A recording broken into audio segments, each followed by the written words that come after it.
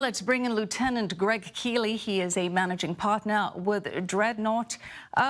Lieutenant Keeley, thanks for being with us. So as we heard there from Nina, the UN nuclear watchdog, saying it won't take intelligence at face value. This is after Prime Minister Netanyahu's speech at the UN calling for it to inspect nuclear sites and to follow up on previous Israeli intelligence. What do you make of this?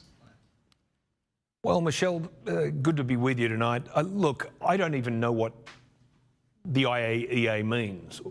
You've got the Prime Minister of a sovereign nation, a law-abiding sovereign nation, claiming that a non-law-abiding rogue nation that is a state sponsor of terrorism around the globe is developing nuclear weapons outside of its treaty obligations, and you have this toothless bureaucracy that is claiming that, well, we've got to be fair to all sides and we're not going to take it on face value.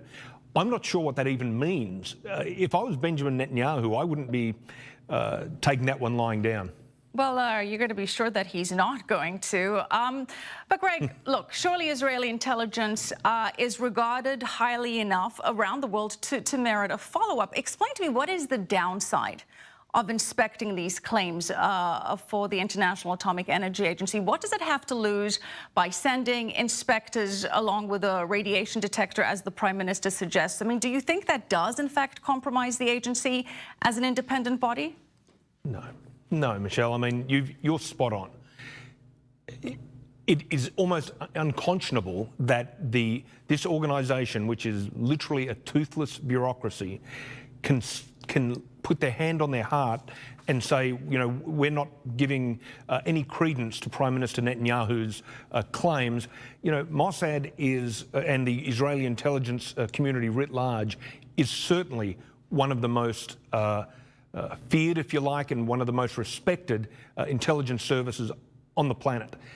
The fact that the IAEA is disregarding the information that is coming from the head of state of Israel, to me, is astounding. It really gives credibility to the Trump administration withdrawing from that nuclear deal last year, and Secretary Pompeo being so ferocious against the Iranian regime. Yeah, it certainly does. So much for those inspections anytime, anywhere. It doesn't mean much when the agencies are supposed to be inspecting, don't follow up on them. Yeah, what can it hurt? Right. Greg, it was in fact Israeli intelligence that foiled an attack in Paris in June at an Iranian resistance rally. France has now concluded that the Iranian intelligence ministry was indeed behind this plot. Do you see this impacting the French staunch commitment to the deal in any way? Michelle, if it doesn't, it should.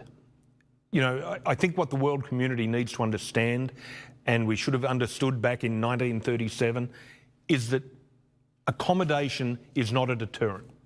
So we can keep accommodating Iran's malfeasance, their propagation of terrorism on a global scale in Yemen, in Syria, in the United States, in Europe, in Israel.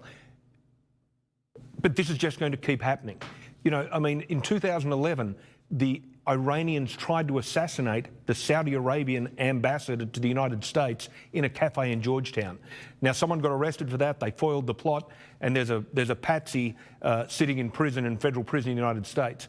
But at the end of the day, appeasement does not work. We see it with Vladimir Putin every day. The longer the French, the Germans, the Belgians, the Europeans continue to appease the Iranian regime, the longer and more entrenched this behaviour is going to become. Absolutely agree with you there. Interesting to note that Israel's Defense Minister Lieberman telling reporters that Israel would in fact expose additional facilities at a time of its choosing. We'll see what Israel comes up with in the near future on that front. Greg Keeley, thank you so much for joining us on Clear Cut. Appreciate your analysis. Thanks, Michelle. Appreciate it.